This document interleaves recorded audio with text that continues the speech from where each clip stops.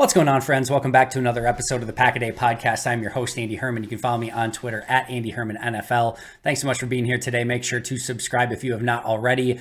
But today, I could not be more excited to be talking about the legend that is Samori Toure. All right, so being obviously a little bit facetious here, Samori Toure has done nothing to warrant any sort of legendary status at any point in his college or NFL career, but you wouldn't necessarily know that by listening to the coach, the GM, his wide receiver coach this offseason, and bringing up Samori Toure basically anytime they get the chance whatsoever.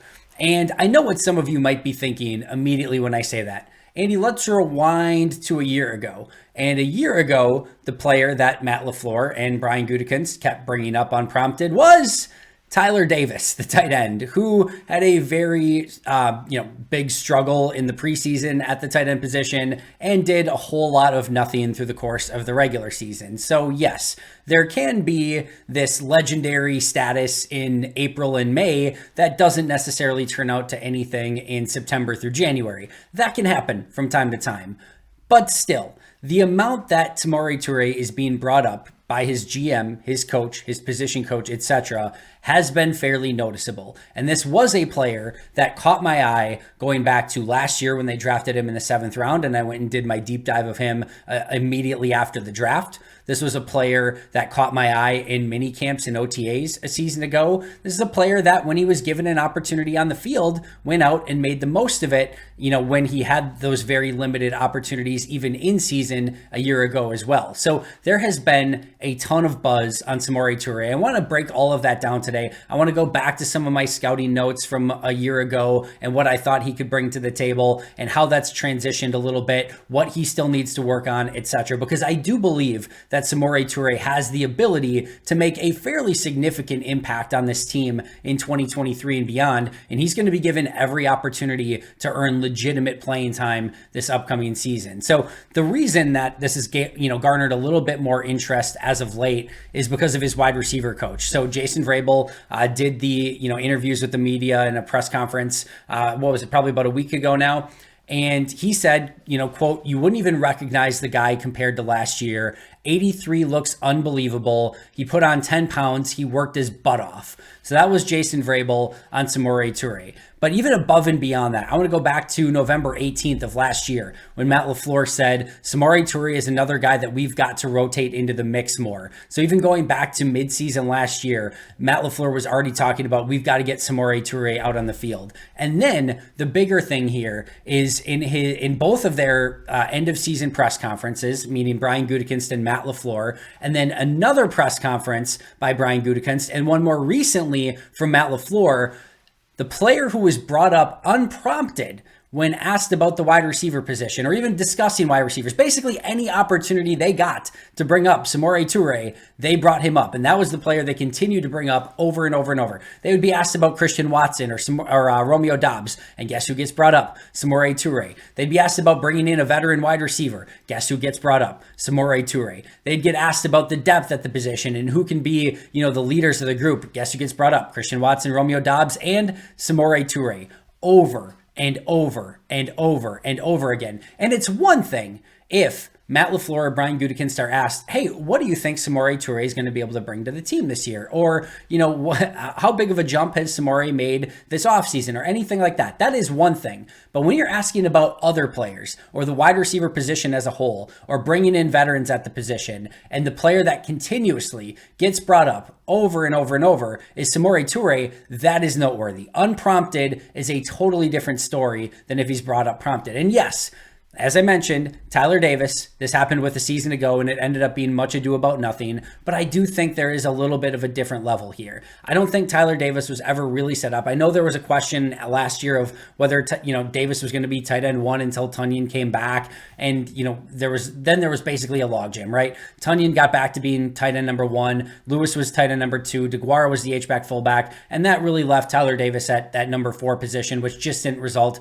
in much playing time. He was a special teams guy. etc. It just never amounted to much, in large part because I don't think Tyler Davis really held up his end of the bargain. I don't think he took the step that he needed to take. And the other thing is just, I think the numbers game sort of ended up working itself out, that he was number 4 on the depth chart, and ultimately that just doesn't get him much playing time on the field. So I think that is that piece of it. And I think this is a cautionary tale here as well, where job not done for Samori Toure. It's great to get brought up. It's great to be on top of mind for your GM coach and your wide receiver coach. That's a great thing. But job is not done. You have a ton of work to do. Samori Toure has to be the one that goes out and grabs the bull by the horns and says, this is my job. Nobody else is taking it. And I'm going to go out and make an impact week in and week out, to the point where you're not going to be able to take me off the field. But we've already seen some very good signs that he is ready to do exactly that this offseason. Now, going back to last year, before we get to that, Toure played in 11 games last year. He technically started 2 of them. It's not like he was ever a starting caliber player, but technically he was on the field on the first snap for 2 of those games. Ended up with 10 targets, 5 catches, 82 yards, 16.4 yards per reception, and that 1 long touchdown that he had, I believe it was in the Bills game, right? So this was a player that didn't get a ton of time, but in his 10 targets ended up with 82 yards, 16.4 yards per catch, and a touchdown. So that you like to see some of those flashes. And I think the big number there is the 16.4 yards per reception, because that is something that stood out both at his, Montana tape as well as his Nebraska tape, is he had the ability to create those explosive plays and to have that high yards per reception. And that is something that Green Bay continues to need and develop, is the playmaking ability. And the hope is that Christian Watson's going to bring that Jaden Reed's going to bring that. But I think Samori Toure can absolutely be a piece of that as well. Hopefully with more opportunity in 2023, he will be able to continue that 16.4 yards or around their yards per reception. If all of a sudden that amounts to, 30, 40 catches, that's a lot of playmaking that comes with 16.4 yards per catch. So very small sample size, very limited opportunity a season ago. But I would argue that with those limited opportunities, he did make the most of it and show that he was capable of making some of those explosive plays in the NFL. Now, he was a 7th round pick a season ago. In fact, not only was he a 7th round pick, he was their last 7th round pick, which usually doesn't mean much, but they had 4 of them a season ago. In fact, one of my biggest critiques of last year's draft is that they waited until their last 7th round pick to grab this guy. After I watched him, I'm like, how did you possibly have Jonathan Ford and Tariq Carpenter and their entire 7th round draft class ahead of Samori Toure? That really surprised me after watching him. He was my favorite of their 7th round picks by far. That being said, he still have a ways to go as a NFL player. And it didn't really matter if they took him in the first, the 7th round pick or the last 7th round pick. They got their guy at the end of the day. So maybe they felt like Jonathan Ford was going to go off the board and they felt like they could get Toure later. Whatever the case may be, it doesn't matter much. He's on the Packers, and that's what ultimately matters. But that was one of the craziest, things as I went through all the draft picks a season ago, is I was shocked that they waited until their last pick to take Samori Toure. It was easily my favorite of the 7th round picks. And I'll go back to my scouting notes from a season ago. So if you don't remember my breakdown from over a year ago, I'll just do a Cliff Notes version of it. But some of the strengths that I thought he had coming out of college, I love the fact that he had the ability to play multiple wide receiver positions. Now, that's going to become a little bit of a question mark as well. At Montana, he played primarily on the outside at wide receiver. At Nebraska, he played primarily in the slot. We saw him line up more in the slot in Green Bay, and I think that's ultimately going to be where Green Bay probably prefers him. But I love the fact that coming out of college, he did play outside, he did play in the slot. They could move him around a little bit. That's something that's super important in Matt LaFleur's offense, that you can play left side, right side, slot, outside. Doesn't matter. You can line up in a variety of different places. That's just going to give you more opportunities. He showed that in his college career, that he was capable of playing at multiple positions. I do think that he has some gadget ability. So if you're lining up in the slot a lot, you want to be able to have some of that end around and just sort of, quick screen and the ability to run after the catch a little bit. I don't think that is ultimately, what his super strength is. I don't think you're going to see him be this dynamic playmaker in the open field, but he can do some of it. And I think that's an important distinction, because there have been players, like we've seen Alan Lazard get end arounds and jet sweeps and reverses, and that's just not a great use of Alan Lazard's ability, right? So we have seen players that have been put in that position that just haven't been able to do that. Like I said, I don't think it's Samori Toure's super skill, but I do think he's more than capable of doing it. Ultimately, I loved his deep ball ability and his playmaking ability. We mentioned those yards per reception. There were multiple huge plays on tape at both Montana and at Nebraska, and plays that he was consistently making down the field. He's a 4.4 40 guy. He's got great speed, but he wins with nuance in his routes as well. And when you can create a player with route running and nuance and pacing and 4.40 speed, that's when you can start getting some of those big plays down the field. And that's what Samori Toure showcased at the college level. Speaking of which, he led the Big Ten in his one season in the Big Ten in yards per catch. So that just goes to show you this wasn't just a player who tore it up at Montana and then made the transition to the Big Ten and struggled. He came to the Big Ten, led the league in yards per reception. He's been good wherever he has been in his career so far. I love the fact that he can accelerate through the catch point. If you want to be a deep ball playmaking wide receiver, you better be able to accelerate through the catch point. He showed that in college. He was an effort blocker, not a great blocker, but he showed the effort and the willingness, which is half the battle. His route running and releases were above average and something that I thought he could really build off of. He showed that in OTAs, mini camps, training camps a season ago. It's a huge reason I think he ultimately made the 53, and it's a big reason why I think his coaches are really optimistic about what he can bring to the table in 2023. I love the fact that he used pacing within his routes.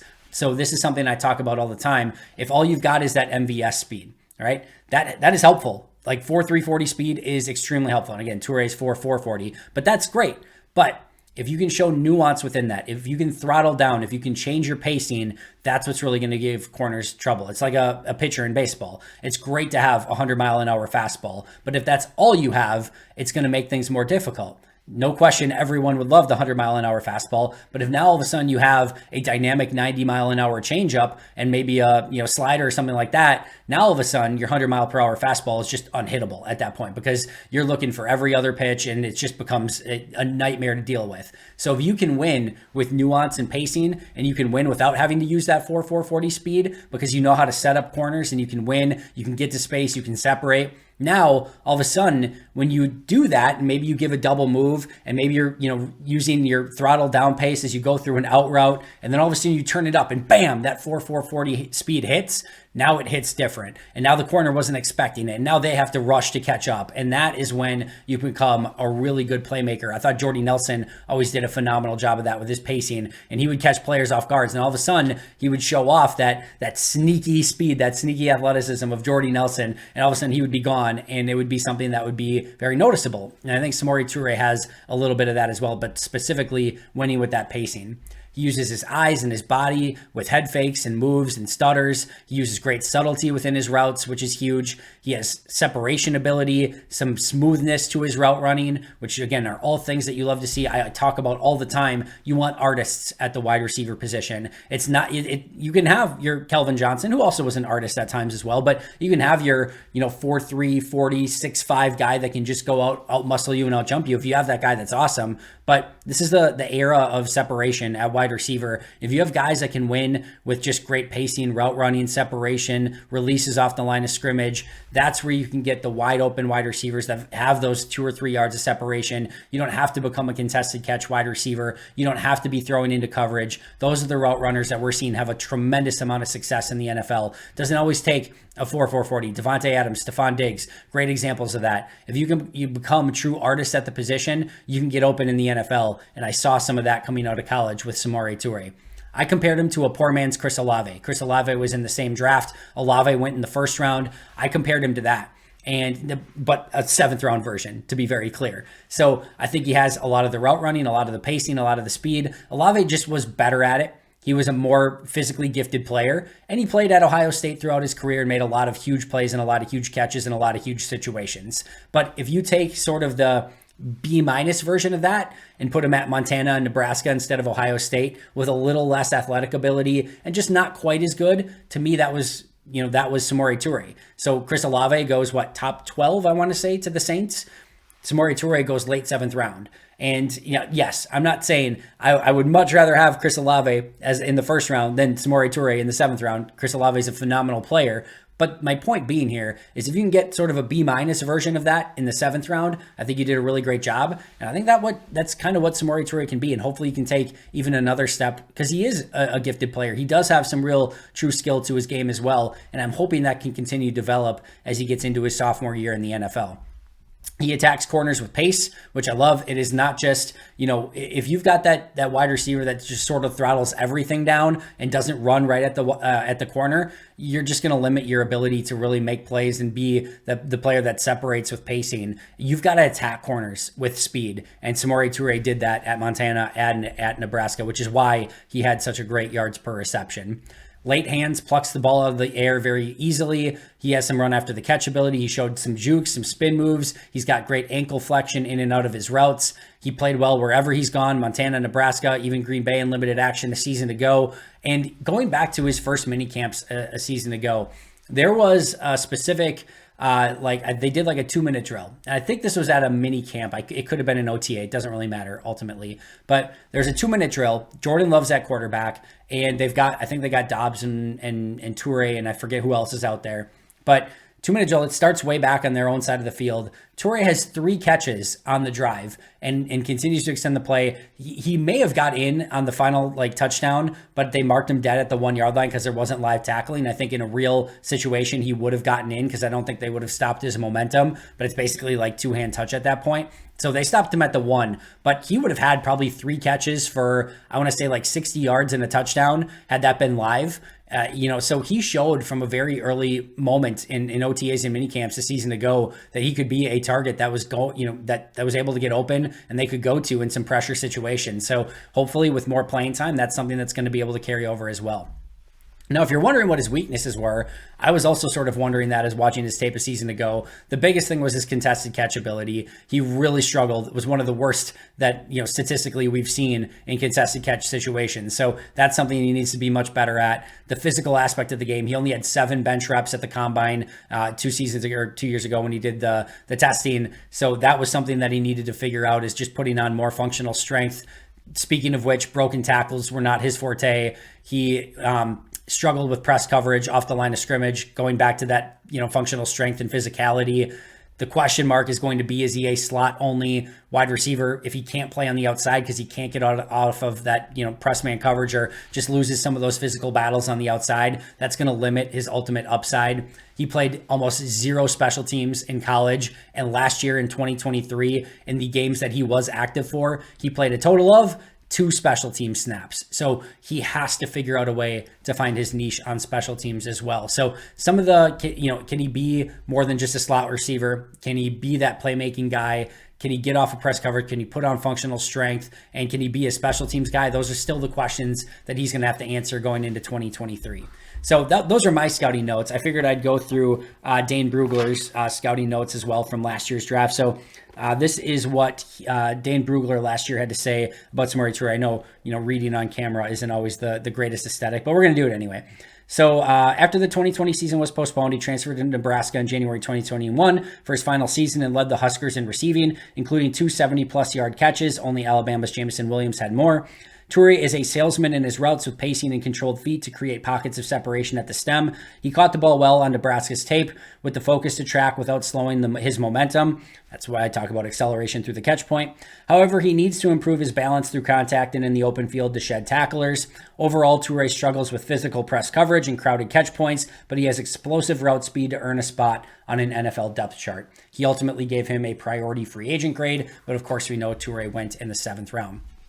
So the huge thing that I think we've seen so far, and what Jason Vrabel brought up and why this has caught a little bit of attention lately, is he's done a lot of this work already. He's put on 8 to 10 pounds. And listen, what Jason Vrabel is saying here is not that he's been eating Big Macs, right? He has put on 8 to 10 pounds of muscle, of strength, of functional strength, which is exactly what he needed to do. And when we talked about, and I went through this the other day with the cliche 2nd-year jump, a huge part of that is having a whole NFL offseason and really going back to last season, a full year in an NFL weight room. And you have the ability to, really prepare yourself as a professional, go through a full season of off-season activities, put on that functional strength. And that's exactly what Samori Toure took advantage of. And I think the big thing here is it shows A, he cares, and B, he is willing to put in that work. And C, he really recognized that was probably one of the weaknesses of his game. He was fast. He's a good route runner. He plucks the ball in the air, catches the ball well, but he's not very physical. Can he get off of press coverage? Can he block better? Can he play some special teams? Those are things that he's going to have to figure out if he actually wants to be active and see the field on game days. So what does he do? He goes out and puts 8 to 10 pounds of muscle on, and that's going to hopefully help him to get off of press coverage. It's going to hopefully help him on special teams, to break tackles, to play more than just a slot receiver role in the NFL. Those are all things that should help him tremendously this upcoming season.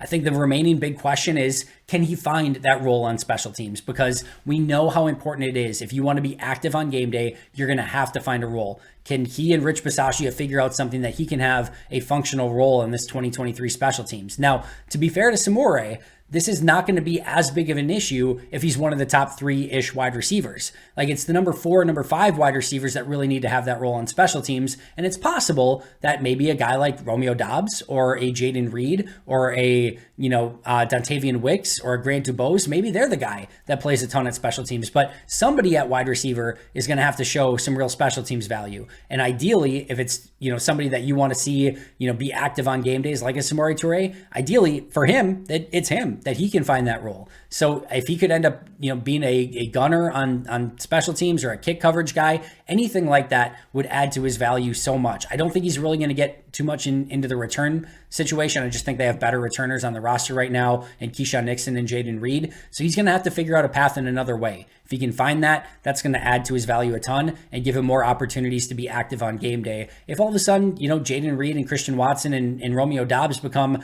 the top 3 wide receivers that Jordan Love is targeting and that are out in the field the most, then the number 4 and 5 guys that are active need to really be able to help out on special teams. So that is going to be huge, huge, huge for Toure.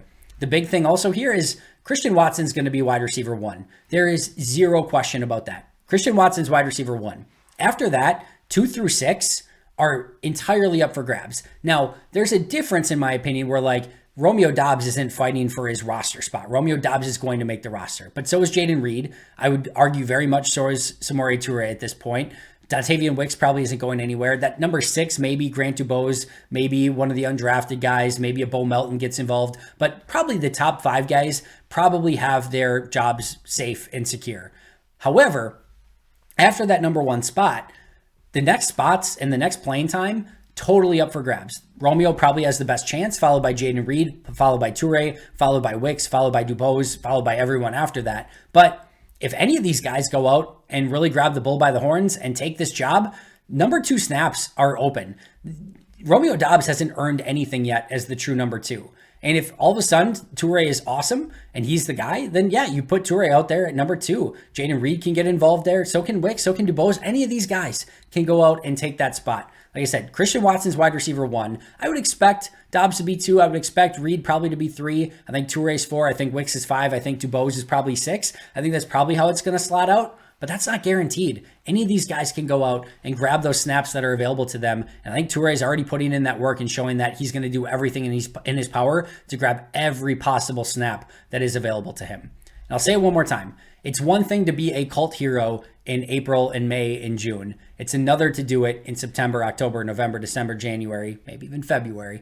It's another to do it at that level. That's the jump that Samori has to take. We talk about a second-year jump. It's there. It's available. He's put in the work. His coaches, his GM, his positional coach seem to love him, seem to have a lot of faith in him. They've been talking about him nonstop. Now it is up to Samori Toure to really go out and show this isn't just a April-May thing. This is going to be something that I do on an everyday basis, going out there week to week, day to day in practice, and show that he is that guy and he can become that next big guy that comes out of nowhere and becomes a big-time Green Bay Packer. We've seen guys like Tramon Williams, Sam Shields, Cullen Jenkins, Matt Hasselbeck, KGB, Aaron Campman, Donald Driver, etc., who really went from a late round or undrafted or street free agent, nobody, to a huge big-time player, either in Green Bay or in Matt Hasselbeck's situation where it ultimately happened in Seattle. But we've seen those guys take major jumps in Green Bay. And I think Toure has the ability to be that guy, but he still has a lot of work to do. So no, Samori Toure, not a legend yet, at least not when it matters. Maybe a little bit of a cult hero here in April and May, but still a long way to go before becoming a quote unquote legend in the regular season and beyond.